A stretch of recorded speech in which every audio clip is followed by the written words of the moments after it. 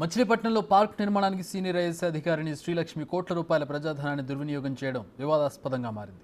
మచిలీపట్నం పంచాయతీరాజ్ కాలనీలో మున్సిపల్ పార్క్ను ప్రభుత్వ నిధులతో ఏర్పాటు చేసి ఆమె తండ్రి శేషగిరిరావు పేరు పెట్టారు. ఆమె పురపాలక పట్టణాభివృద్ధి శాఖ ప్రత్యేక ప్రధాన కార్యదర్శిగా పనిచేస్తున్న సమయంలో 2 కోట్ల గ్రీన్ బ్యూటిఫికేషన్ కార్పొరేషన్ నిధులు పార్కుకు మంజూరు చేశారు. ఆ నిధులతో పాటు మరో 18 లక్షలు వెచ్చించారు. ఎన్టీఆర్ పేరుతో ఉన్న పార్కును మచిలీపట్నంతో ఎటువంటి సంబంధం లేని శ్రీలక్ష్మి తండ్రి పేరు పెట్టడంపై విమర్శలు వ్యక్తమవుతున్నాయి. నిధుల దుర్వినియోగంపై చర్యలు తీసుకుంటామని మంత్రి కొల్లు రవీంద్ర అన్నారు. ఎన్టీఆర్ పేరుతో ఉన్న పార్కు పేరు ఇష్టానుసారం మార్చడం సరికాదన్నారు. మున్సిపల్ కార్పొరేషన్ పరిధిలో 1వ డివిజన్లో పంచాయతీరాజ్ కాలనీలో పార్క్ నిర్మాణం గత ప్రభుత్వంలో మరి ఆనాడు ఉన్నటువంటి మున్సిపల్ సెక్రటరీ గారు శ్రీలక్ష్మి గారి డెవలప్మెంట్ పేరుతో మరి పెద్ద ఎత్తున నిధులు దుర్వినియోగం అయిందని, అట్లాగే ఆనాడు ఉన్నటువంటి పార్క్ పేరు కూడా స్వర్గీయ నందమూరి తారక రామారావు గారి పేరు మీద ఉన్నటువంటి పార్క్ని పేరు మార్పిచ్చి బలవంతంగా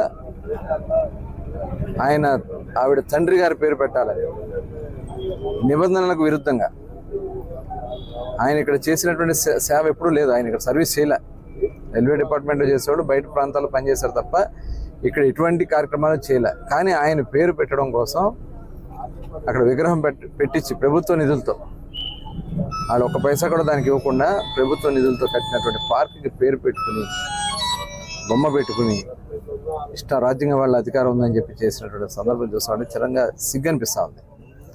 మరి ఆనాడు మేము కూడా చెప్పాం, మీరు కావాలంటే వేరే పార్క్ పెట్టుకోండి, ఆ పార్క్కి నిధులు ఇచ్చుకోండి, మీ పర్సనల్ నిధులు ఇస్తే ఆయన పేరు మీద ఇస్తే కట్టుకోండి, అంతేగాని ఇట్లా ప్రభుత్వ నిధులతో కట్టుకోవడం కరెక్ట్ కాదని చెప్పినా కూడా లెక్క చేయకుండా ఇష్టారాజ్యంగా చేశారు. ఆనాడు ఎమ్మెల్యేగా ఉన్నటువంటి పేరు నాని గారు ఇలా అనేక కార్యక్రమాలు కూడా చేయడం కూడా జరిగింది. దాదాపు 2,18,00,000 రూపాయలతో ఇవాళ పార్క్ డెవలప్మెంట్ పేరుతో నిధులు దుర్వినియోగం అనేది యథార్థం. దీని మీద సమగ్ర విచారణ జరగాల్సినటువంటి అవసరం ఉంది.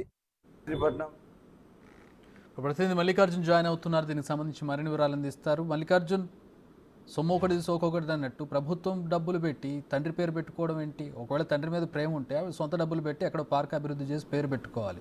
ఇంత అరాచకం. అంటే ఐఏఎస్ ఇండస్ట్రీ వ్యవహారం ఇది గతంలో కూడా చాలా వివాదాస్పదంగా మారుతూ వస్తూ ఉంది. ఇప్పుడు వైసీపీ అధికారంలోకి వచ్చిన తర్వాత చాలా చోట్ల ఇట్లా ఐఏఎస్ ఇండస్ట్రీతో పాటు చాలా చోట్ల చాలా ప్రభుత్వం కూడా పార్కుల పేర్లు కానీ, వ్యూ పాయింట్ పేర్లు కానీ, డైరెక్ట్ ఏదైతే విద్యాలయాల పేర్లు కూడా మార్చిన దాఖలాలు కనిపిస్తుంది. ఇది శ్రీలక్ష్మి విషయానికి వస్తే కనుక మచిలీపట్నంలో ఉన్న ఏదైతే పార్కుని గృహభాగంగా అభివృద్ధి చేయడం, అక్కడ దానికి 2,000 కోట్లు ఇటు పురపాలక సంఘం తరఫు నుంచి, ఎందుకంటే పురపాలక సంఘం ప్రత్యేక ప్రధాన కార్యదర్శిగా కూడా పనిచేసింది. ఈ సమయంలోనే 2 కోట్లను మచిలీపట్నంలో ఉన్న ఎన్టీఆర్ పార్క్ అనే పేరు ఉండేది, దానికి నిధులను 2,200 కోట్లను కేటాయించడం, దాంతో పాటు ఆ పురపాలక సంఘానికి సంబంధించి 18 లక్షల పైకి కూడా నిధులని కేటాయించినట్టు కూడా తెలుస్తా ఉంది. ఈ మొత్తం 2,18,00,000తో కూడా అక్కడ పార్కులు అభివృద్ధి చేసి తన తండ్రి పేరును, ఎందుకంటే అక్కడ ఎవరైనా కూడా ప్రభుత్వానికి సంబంధించి జాతీయ నాయకులు కానీ, లేకపోతే అక్కడ ఉన్న పరిచయాలకు సంబంధించి ఎవరైతే వ్యక్తులు కృషి చేశారో, లేకపోతే ఆ పురపాలక సంఘానికి అభివృద్ధి చేసిన వాళ్ళు ఎవరైతే ఉంటారో వాళ్ళందరూ సంబంధించిన పేర్లు అనేది గతం నుంచి చూస్తే చాలా ప్రభుత్వాల్లో కూడా పెట్టుకుంటూ వచ్చారు. కానీ ఇక్కడ సంబంధం లేని శ్రీలక్ష్మి తండ్రి పేరును పెట్టాలని కూడా ఆమె సూచించడం, తన తండ్రి పేరును తెప్పించడం, దాంతో పాటు తండ్రి విగ్రహాన్ని కూడా ఆమె స్వయంగా ఆవిష్కరించడం వంటి కార్యక్రమాలు కూడా ఆమె చేయడం జరిగింది. దీనిపై తీవ్ర విమర్శలు గతంలో కూడా వచ్చినాయి. ఇప్పుడు మరింత